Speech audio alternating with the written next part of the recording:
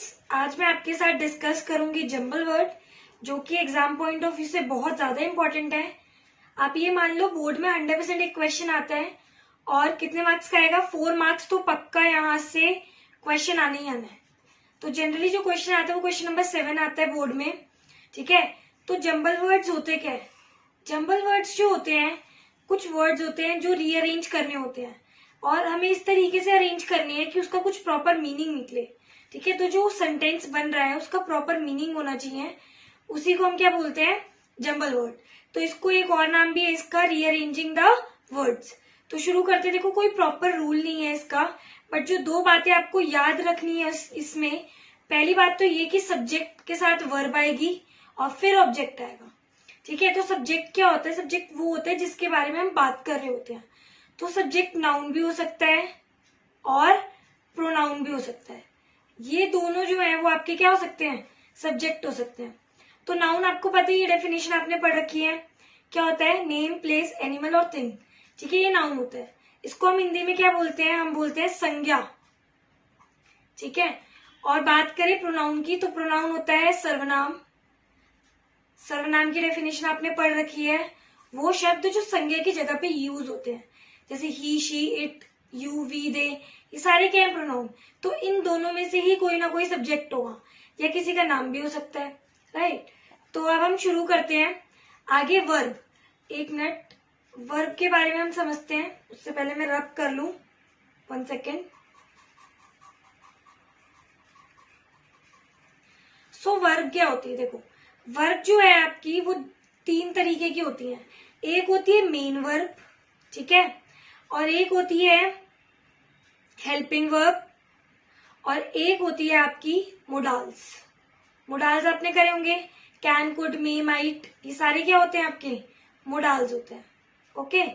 तो main verb क्या होती है? मेन वर्ब कुछ भी हो सकती है, जैसे ईट, ठीक है, स्लीप, और क्या हो सकता है, गो, वेंट, गॉन, ये सारी क्या है आपकी मेन वर्ब है।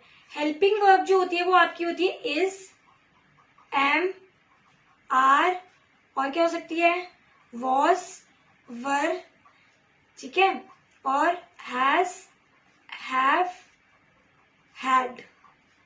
तो ये आपकी क्या हो गई, ये आपकी हो गई हेल्पिंग वर्ब। मोडाल्स मैंने आपको बताई दी है, can, could, may, might, right, shall, should, ought वगैरह बहुत सारी होती हैं, तो एक्सेट्रा लिख देते हैं। तो इतना आपको समझ आ गया होगा। सेकंड जो रूल है वो ये है कि आप जो भी सेंटेंस को कन्वर्ट कर रहे हो ना, उससे सबसे पहले आप उसकी हिंदी समझने की कोशिश करो कि ये सेंटेंस अगर हिंदी में बनाना चाहूं मैं तो किस तरीके से बनेगा। क्योंकि अगर आपने हिंदी में कन्वर्ट कर लिया ना, आप विद इन अ सेकेंड इसे कन्वर्ट कर दोगे। तो ये 2 मेन रूल है। आगे बढ़ते हैं, कुछ सेंटेंस देखते हैं और सॉल्व करेंगे। तो पहला आपको दिख रहा है आपकी स्क्रीन पे, ग्रेट पोएट वॉज टैगोर आ। तो ये कोई सेंटेंस नहीं बन रहा, हमें इसे अरेंज करना है। अब ये देखो कि किसके बारे में बात हो रही है।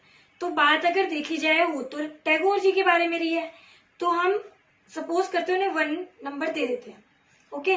अब इसके साथ क्या आएगा, इसके साथ क्या आएगा, इसके साथ आएगा वर्ब, और वर्ब क्या है आपकी, वर्ब है आपकी वॉज, और ये किस तरीके की वर्ब है, ये आपकी है हेल्पिंग वर्ब। तो हम इसे 2nd नंबर दे देते हैं। थर्ड है आपका ग्रेट पोएट अ, ये तो नहीं बन रहा।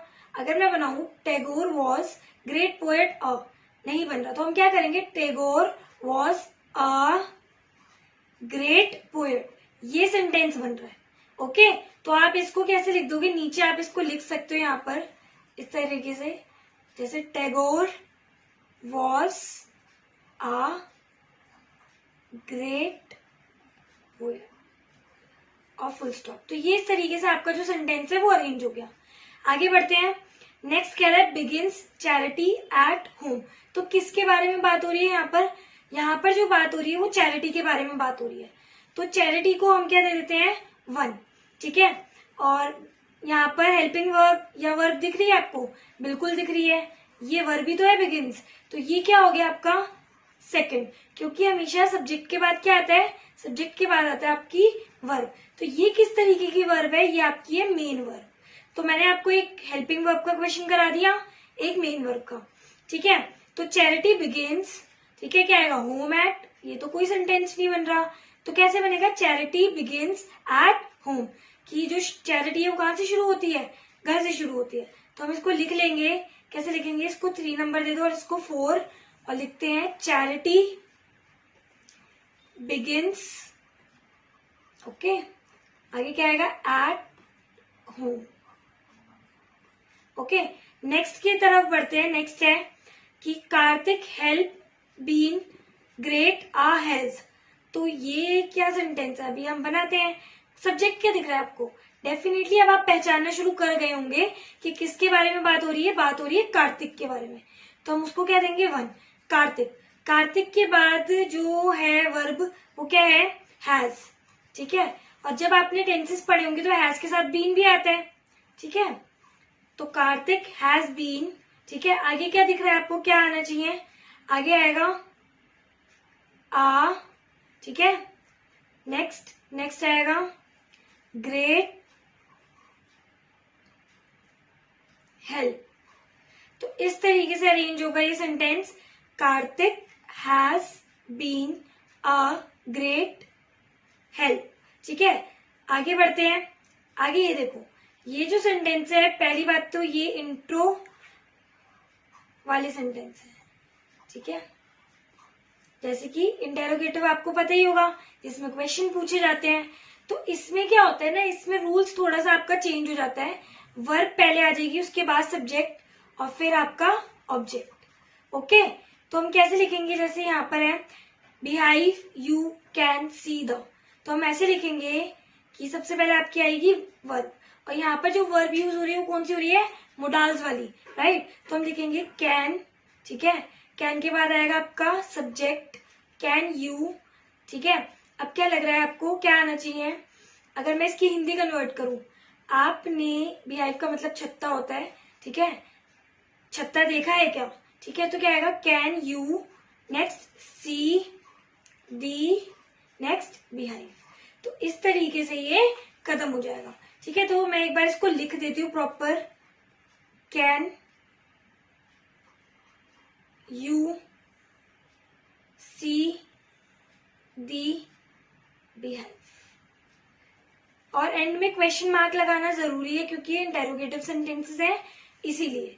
नेक्स्ट जो है आपका love neighbour we should always our, तो यहाँ पर किसके बारे में बात हो रही है, यहाँ पर बात हो रही है नेबर्स के बारे में।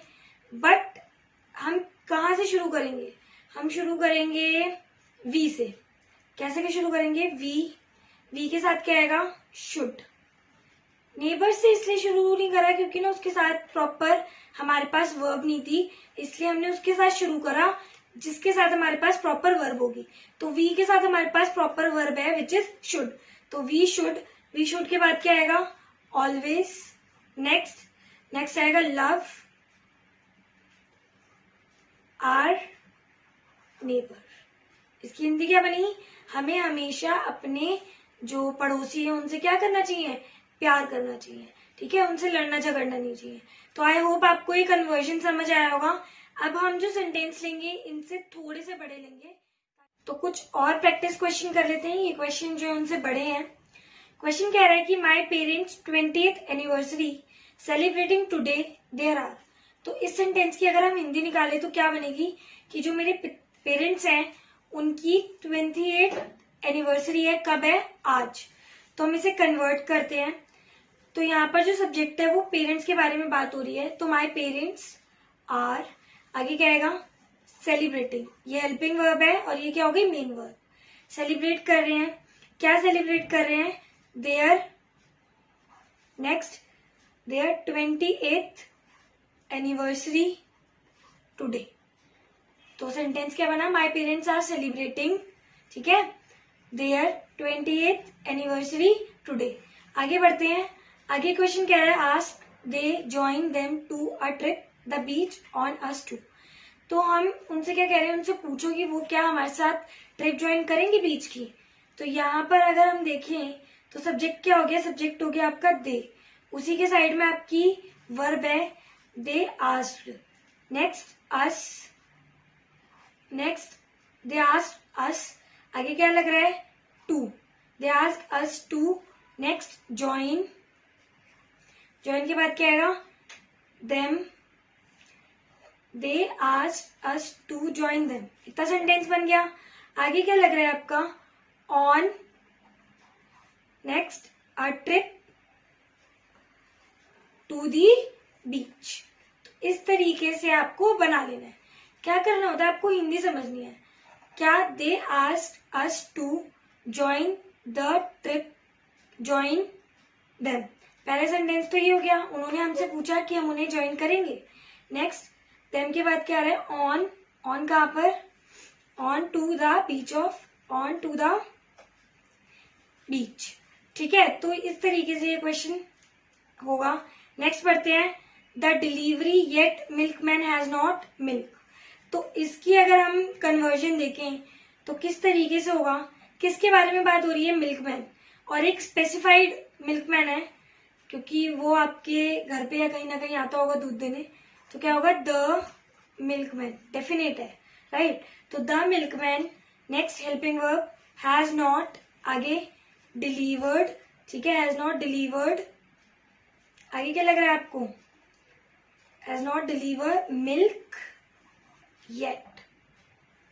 तो इस तरीके से सेंटेंस हो जाएगा, जो मिल्कमैन है उसने मिल्क डिलीवर नहीं करा अभी तक। तो ये क्वेश्चंस जो थे ये मैंने आपको समझाए। अब हम 2020 के बोर्ड के क्वेश्चंस देखेंगे। क्वेश्चंस बहुत ही आसान है, ठीक है, और आपको यूं हो जाएंगे, ठीक है। आप सबसे पहले ये देखो, easy very it to open it was. ये बताओ कि यहाँ पर सब्जेक्ट क्या है, इट ही होगा डेफिनेटली, तो कोई से भी इट को ले सकते हो आप, मैंने इसको ले लिया, इट वॉज, ठीक है। इट वॉज, आगे इट वॉज क्या होना चाहिए, it was very easy to open it. ये सेंटेंस सही लग रहा है या नहीं लग रहा है, बताओ, ये लग रहा है सेंटेंस, तो हम क्या बोलेंगे, it was very easy to open it, ठीक है। तो इस तरीके से ये 2 मिनट में विद इन 2 सेकेंड्स आपसे सॉल्व हो जाएगा ये क्वेश्चन। आगे बढ़ते हैं, to sleep night decided every day a hotel in. अगर हम इसकी हिंदी बनाए, इसका लग रहा है कि उन्होंने डिसाइड करा कि हम हर रात कहाँ सोएंगे, होटल में सोएंगे, ठीक है। तो हम इसकी मार्किंग देते हैं, हम क्या बोलेंगे, दे के साथ क्या आएगा, verb, they decided, next to sleep, आगे टू स्लीप के बाद क्या लग रहा है, they decided to sleep in, okay, in a hotel, आगे एवरी नाइट। तो इस तरीके से आप सॉल्व कर सकते हो कि उन्होंने डिसाइड करा वो कहाँ सोएंगे, होटल में सोएंगे। आगे बढ़ते हैं, quickly very the cloth they and food packed, ठीक है। तो ये कह रहे हैं अगर हम इसकी हिंदी बनाएं कि जल्दी से क्या करो, कपड़े भी पैक कर लो, साथ साथ में क्या पैक कर लो, खाना भी पैक कर लो, ठीक है। तो अगर हम इसकी बात करें, सब्जेक्ट क्या होगा, सब्जेक्ट होगा दे के साथ क्या आएगा, वर्ब, तो यहाँ पर है पैक्ड, तो दे पैक्ड, पैक्ड के साथ क्या आएगा, दे पैक्ड, या हम बोल सकते हैं दे, क्या लग रहा है आपको, क्या आना चाहिए, यहाँ आएगा दे पैक्ड द फूड, ये एंड फूड नहीं आएगा, आई गेस इसको कट कर दो, ये द फूड होगा, दे पैक्ड द फूड, ठीक है। आगे ये इसको रब कर दो 1 सेकेंड, ठीक है, 1 मिनट, आप इसको कर सकते हो, देखो इस तरीके से हम बोल सकते हैं कि they packed the clothes and the food, okay. फिर हम बोल सकते हैं वेरी क्विकली। ये सेंटेंस बिल्कुल एग्जैक्ट और करेक्ट लग रहा है कि उन्होंने जो है वो पैक करा, खाना भी पैक करा, कपड़े भी पैक करे और बहुत जल्दी जल्दी पैक करे। आगे जो लास्ट है वो ये है कि the problems bag heavy in carrying had they, कि जो भारी बैग होते हैं उनको पकड़ने में क्या होती है, दिक्कत होती है, समस्या होती है। तो यहाँ पर अगर हम शुरू करें तो सब्जेक्ट दे, उसके बाद वर्ब हैड, उसके बाद हम क्या लिखेंगे, प्रॉब्लम्स, दे हैड प्रॉब्लम्स। क्या लग रहा है आपको, इसके बाद क्या आना चाहिए, they had problems in carrying, फिर द हैवी बैग्स। बिल्कुल एग्जैक्ट और करेक्ट सेंटेंस ये बना है। अब मैं एंड में आपको बोलना चाहूंगी, अगर आपको मेरी वीडियो हेल्पफुल लगी है और आपको लगा है कि हाँ आपको कुछ समझ आया है, तो प्लीज इसको लाइक, सब्सक्राइब, शेयर करना ना भूलें। प्लस बेल आइकन दबा दें ताकि जो इस चैनल की लेटेस्ट अपडेट है वो आपको मिलती रहे। Thank you.